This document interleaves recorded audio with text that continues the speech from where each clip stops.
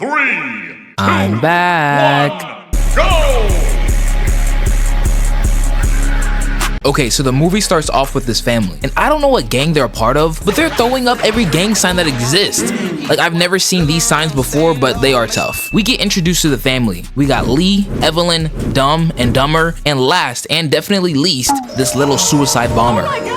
So in this world, there are these creatures that are attracted to noise. So you gotta be quiet or they will come and slap the fire out of your mouth. And I swear, those YouTube couples would have died on day 1 because they can't shut up and not tell their business for 5 seconds. Like, I know you're a child, but are you sped? Like, every 2 seconds, little bro is trying to get them all squad wiped. His mom took his iPad, so he's trying to take their lives. But then this little spawn of Satan looks them in their eyes and says, I'm about to bomb this whole motherfucking place.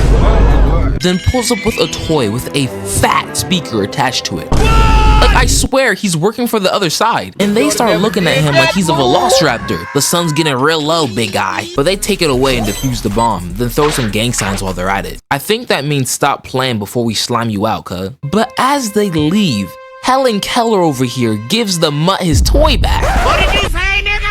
She set him up. Yo, there is no loyalty in this gang. But after they start heading home, just play the clip.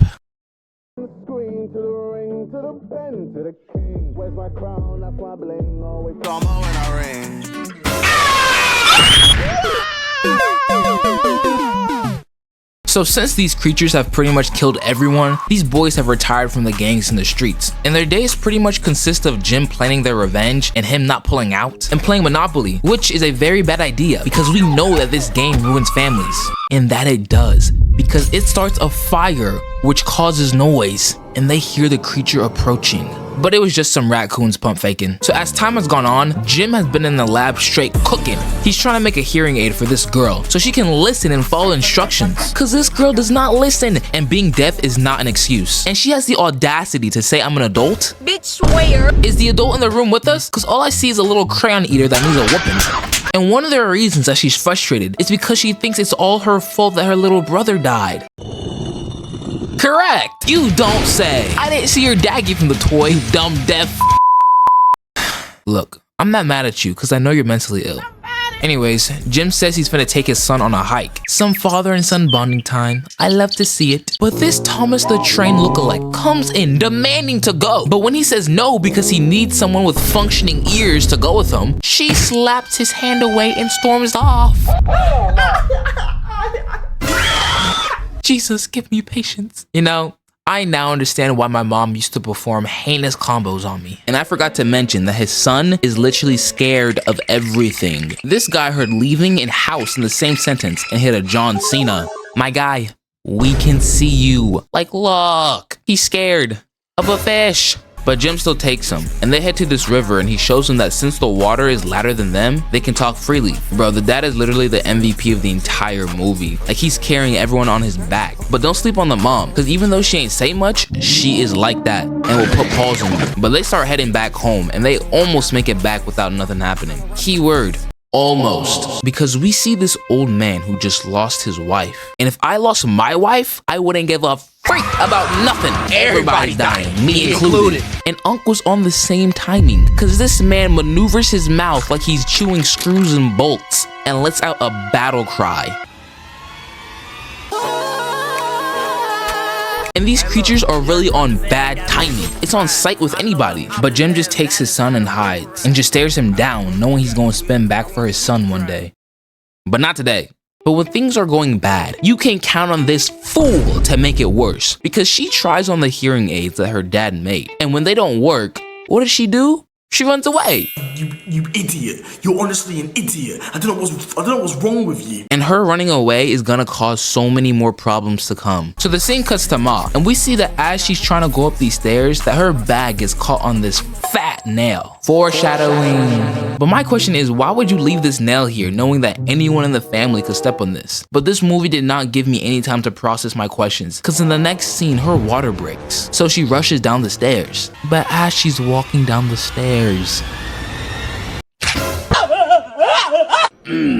And just like the ice cream truck summons all the fat dudes in the 20-meter radius, the sound summons these boys. They heard the screams of an injured pregnant woman and said a free lick? Say less. But she ain't dying until she gets her get back for her kid. So she turns on the red lights and places a decoy alarm clock to make her escape. But we finally get to see these creatures up close. And oh, nah. If I looked like this, I'd want to be blind too. Like, they got that chopped rage. How are you mad at the world because you're ugly? Make it make sense. But the alarm eventually goes off as she makes her escape. But Pops and Little Bro see the lights and they take off. And Little Bro is moving. Let me find out he's really like that. Jim sends him off to go light the fireworks to distract the monster, while he goes and practices his Second Amendment. But time is ticking and Ma is in the tub fighting for her life. But last second, the fireworks go off. She speedruns childbirth and the baby immediately took after his brother and starts screaming. Like, this guy is screaming like he's a newborn who just entered into this world. Come on, my guy, lock in. But my question is, why are y'all having kids? Did Jim forget the ultimate method?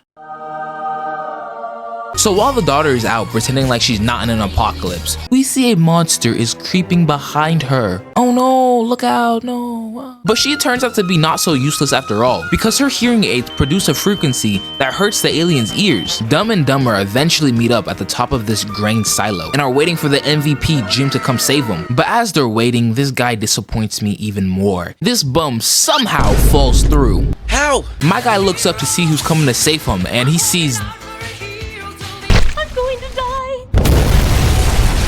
and I don't think you understand how horrible of a death it is to die in corn. But I'm looking kind of shocked because somehow she saved him and she diverted the monster away from her mother. Good job. But this monster comes busting in like a drunk father. Now, when watching this, I was thinking that these two were gonna jump him and hit him with a combo, but she just uses her autism sound waves. They dip out of there and make it all the way to their father, and he sends them to this truck so he can handle business. He's about to put those karate moves Dwight taught him to use, and he gets ready to throw down. Damn.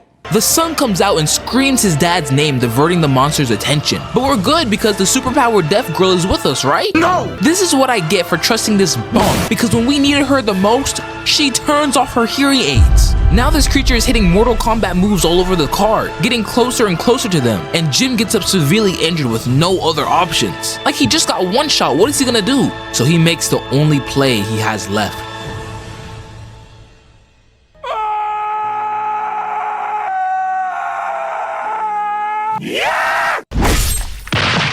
Little Bro gets the car out of park and they roll all the way back to the mother. They run back to the basement and the monster followed them there. And the deaf girl finally locks in and puts her hearing aid up to the speaker, which is making the monster tweak. Ma comes and lines up the shot, finally killing this creature. But this isn't a happy ending. My goat just died. It all started with you.